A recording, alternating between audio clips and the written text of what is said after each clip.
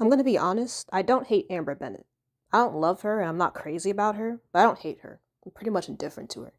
But I found myself intrigued when, after the first season premiered, then the 2 years of waiting, and finally the airing of season 2, the vitriolic hatred that the animated version of this character received from the fanbase. I don't think the hatred is because Amber in the show is a black woman who had been race swapped from her white comic counterpart. I mean, racism and misogyny probably play into like 5% of Amber's treatment, but I believe this all stems from the confusing dialogue and direction from the writers. While they play the same role, animated Amber and comic Amber are different. Comic Amber is less of a character and more of a plot point. She's in the story far less and is more of an obvious obstacle to preventing Mark and Eve from getting together. It's why none of us are upset when Mark cheats by kissing Eve and when Amber emotionally cheats on Mark at the same time with some guy named Gary, leading to their breakup. Animated Amber immediately stands out by defending Mark against a bully and confronting William about whether or not Mark is dating Eve and then getting Mark's number from him. She feels more like a person, and I and many were fine with Amber in the show. We knew that Amber was the girlfriend before our hero could get together with his future love of his life. But this all ended in episode 6. After Amber blows up at Mark when he secretly went to go change into his costume to defeat the Reaniman during their college tour, Mark figures that if he reveals his secret identity, then Amber would understand and forgive him. So he went to her house and took off his mask in front of her, and instead of being shocked or amazed, Amber just says, "I know." She then explains that she's angry at Mark for lying about being a superhero, which is where the hate for Amber truly begins.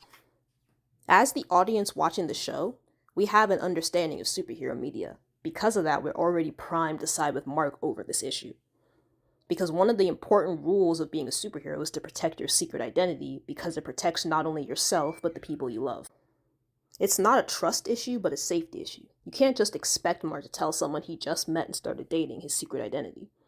But tying back to the Reaniman situation, it's written as if Amber doesn't know that Mark is invincible. So looking back and knowing that she does know, and has known that he's invincible for months, it makes her seem unreasonable when she blows up at Mark and then eventually breaks up with him. In my opinion, this all could have been avoided by having Amber get upset with the constant ditching and abandonment if the writers were going to have Amber figure out that Mark is invincible. This is what they tried to do in season 2, making her upset that she doesn't get to see her boyfriend and isn't allowed to be upset because he's a superhero who's saving lives. This is because Amber doesn't belong to Mark's world. She's just a normal human trying to live a normal human life. Which could have made the talk between Mark and Debbie, and what it was like for Debbie to be with Nolan, and the comparison between Mark and Amber and Debbie and Nolan hit much harder than it did. As the girlfriend of a superhero, she's expected to deal with the craziness of her boyfriend's superhero lifestyle if she wants to be with him. The disappearances, the excuses, and we see with Anissa that her life can be threatened as a way to get back at Mark. Though I definitely feel that Mark and Amber should have realized that they weren't right for each other long before Anissa threatened to rip off Amber's head.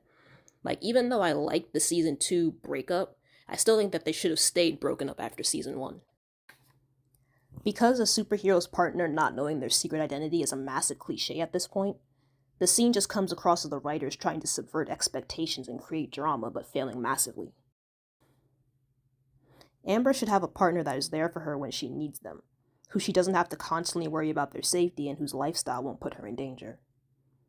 Mark should have a partner that he can share both sides of his identity with, who can defend themselves and that he doesn't have to worry about constantly leaving behind. But they are teenagers, so I'm not surprised that they were trying to hold onto the relationship despite the problems they were suffering. Especially Mark, who we can see in season 2 was trying to have his cake and eat it too by balancing both his superhero and civilian life. Amber definitely shouldn't have received the amount of hatred and vitriol that she received from the fandom, just because of the mistake of the writers. Like, she definitely didn't deserve to be dragged through the mud and basically seen as the worst character to ever exist, simply because she was upset at her boyfriend for wanting some honesty from him. Granted, she didn't go about it in the best way, but it's still understandable that she would have this plight.